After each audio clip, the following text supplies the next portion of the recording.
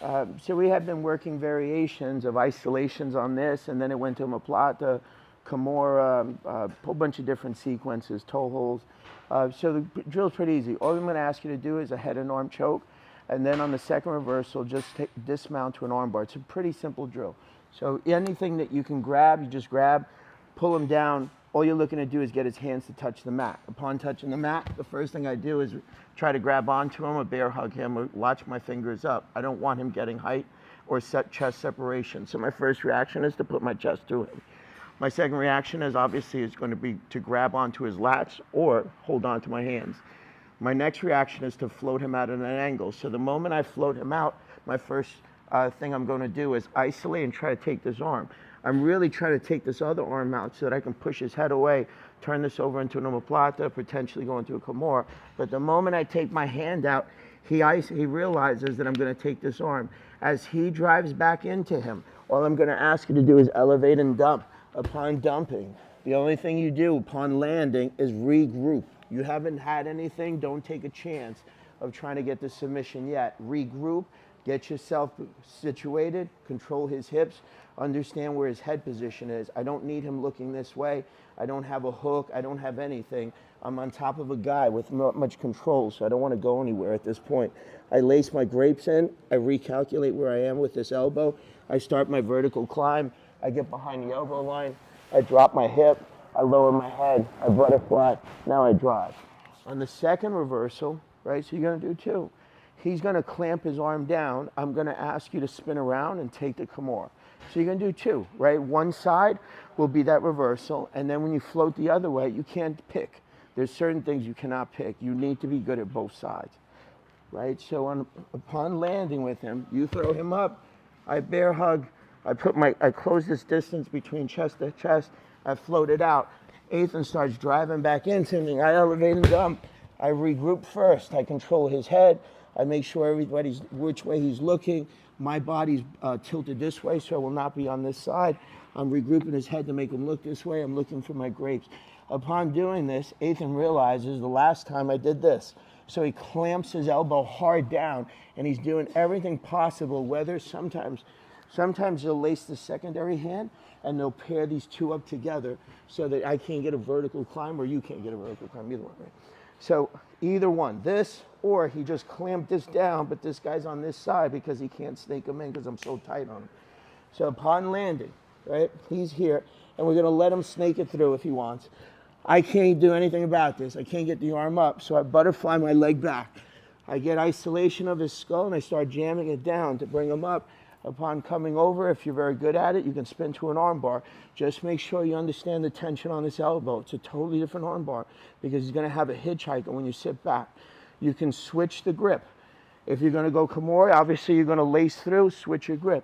If you're going to go spinning on an arm bar, make sure your tension's tight on that elbow, and this hand covers that hand because you have to pull back at this point.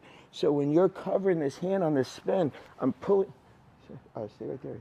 I'm pulling back hard on this hand when I spin. So when I'm taking this arm over, I'm covering this elbow so that when I make this transfer, I control this arm because I got to get this leg over the other side. I also have to bury this elbow. I'm not going into arm bars right now, but I got so many things that I have to regroup on. I have to regroup on the elbow. I have to regroup on his pitch of where he is on the body line. He can't have his shoulder hike up so high.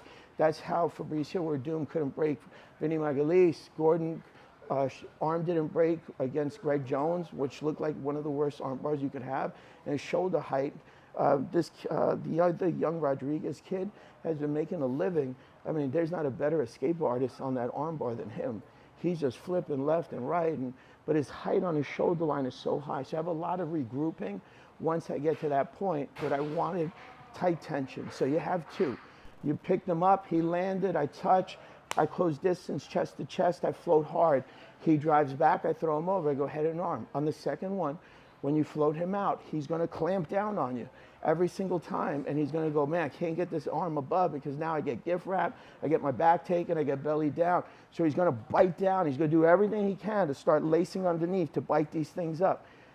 dismount. You're not going to get that arm up. So let's dismount and start the progression to go into a Kimura or an armbar, either one of them. Okay, let's partner up. Let's do it. First part of the move, that's everything. And that you should drill just perfection. If you just want to half, like, kind of go through the head and arm choke, but the first part of the move, you should just drill perfect. Because that's got to just be so ingrained in you. That's the only thing you know how to do, because you've done it so many times the same way over and over and over. But you think your mind somehow works different, that you don't need to do it over and over exactly one way. And you feel like when it goes live, come sit with me and let's record you do it. And I'll show you, like, man, that's just not anything close to what you need to do to beat a good player or learn how to manipulate size and strength. If this guy's like this, I'm connected to him.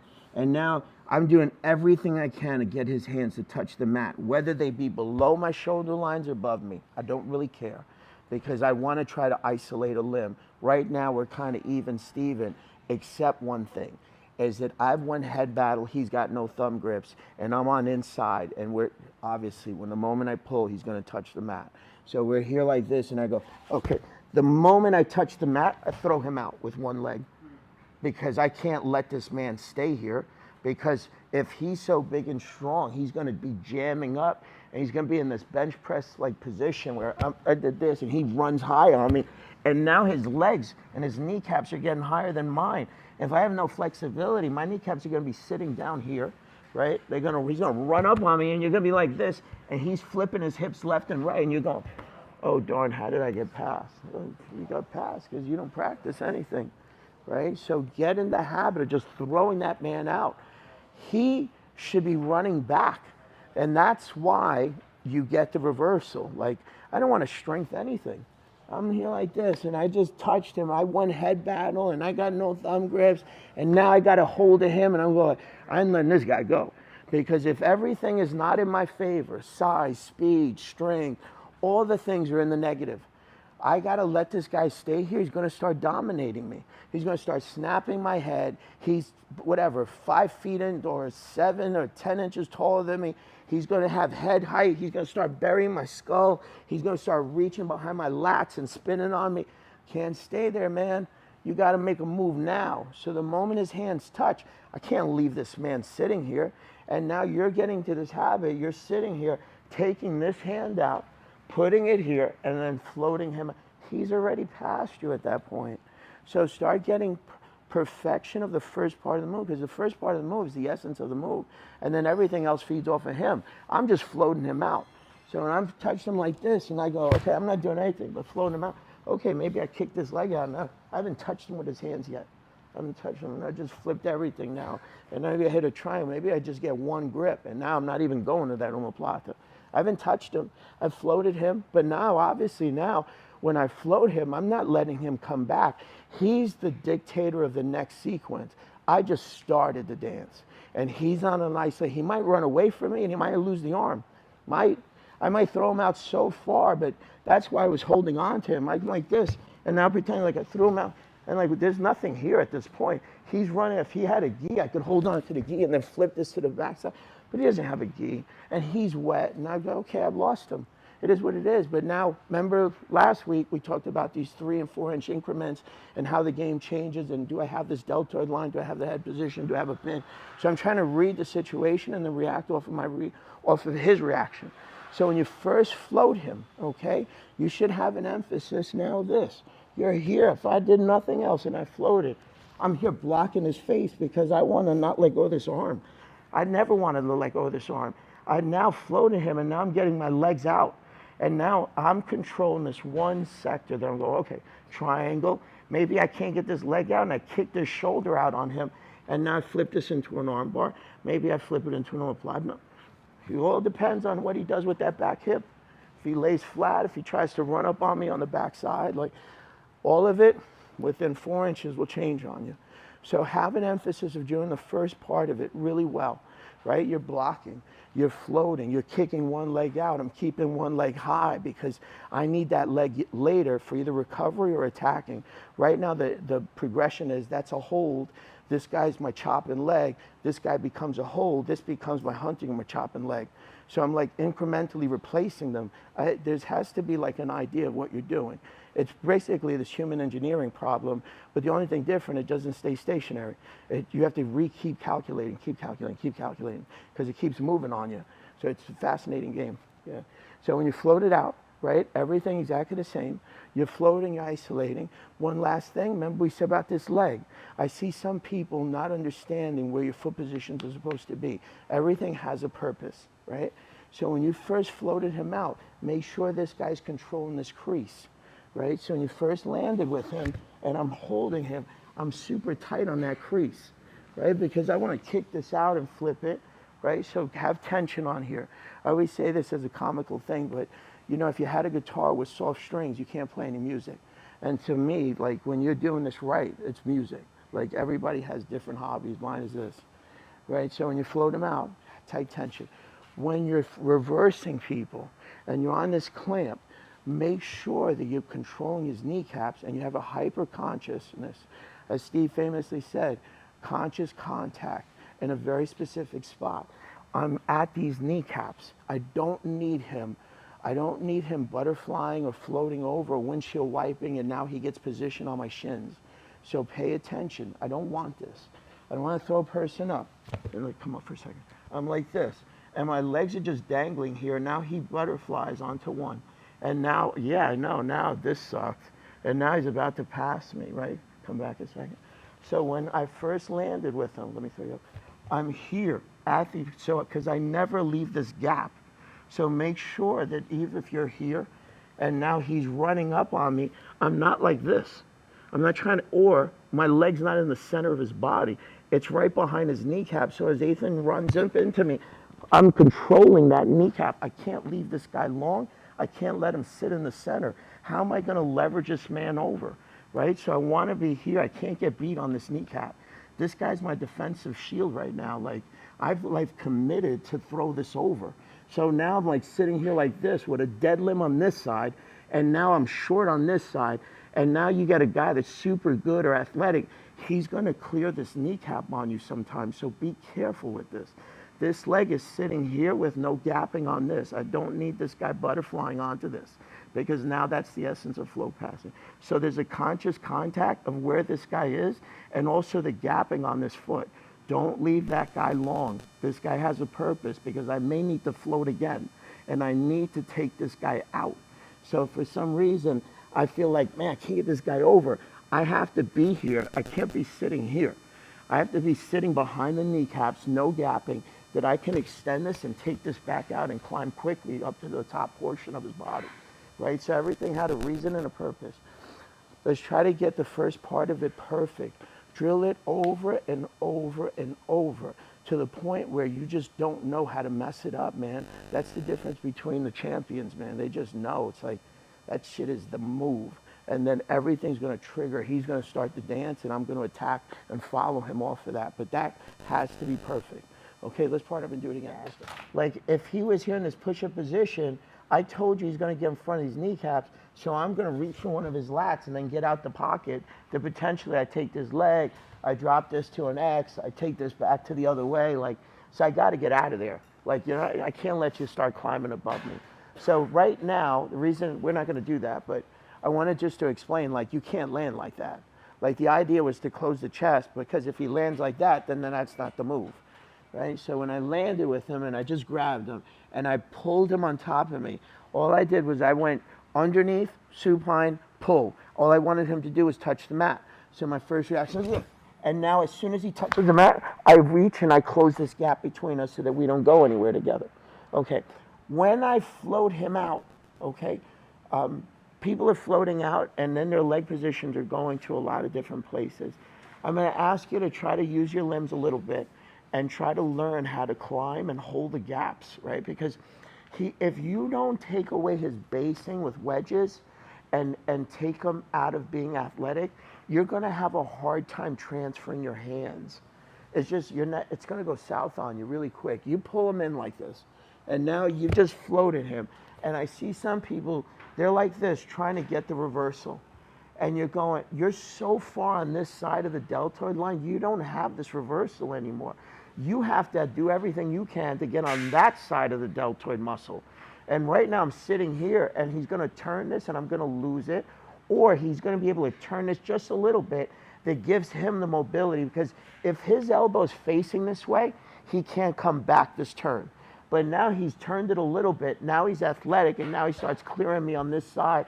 And now I'm over here trying to put my hands together on this side, and now he has full access to my face, and he throws this over the top, and now he gets control of my jawline, and now he's driving me the other way, and you wonder what happened, right?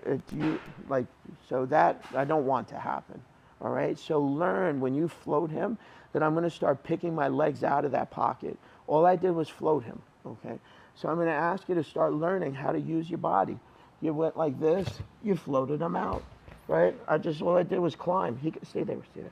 All I did was climb. I paused, I'm here, I threw this over his face, I took this out, I came down, okay? Perfect, I went here, right? You can do it for just a few minutes. I'm here. I paused, I took this leg out, threw this triangle up, cinched my legs, right? I'm here. I paused, I picked up, I'm here. Perfect. I paused, I kicked out this leg, I held onto this arm, locked up my Americana or my Kimura, right? So you're learning how to just take it. As soon as you float, you don't know what's going to happen. And don't do this reversal if you can't control your the man's body weight. It's worthless. Sorry to say, but you got a shitty partner. He cares about him, but he doesn't care about you. Ethan should be driving back to me. I'm here like this. I've touched. I've floated. He's driving. I'm going, okay. It's like just throwing him. Just not, okay, he wants to run back. I throw him over. But I'm never going to start learning this, where this guy's sitting so low. I'm on this side of the delta line. I'm reversing. You, I have to tell you, are just going through the motions. Nothing else. You haven't absorbed anything. You're just reinforcing these awful habits. So try your best to understand why you're doing what you're doing. And if your partner's not running back on you, tell him. Don't do the reversal. Take his arm another way. It's just worthless. You're just going through motions. Don't do that.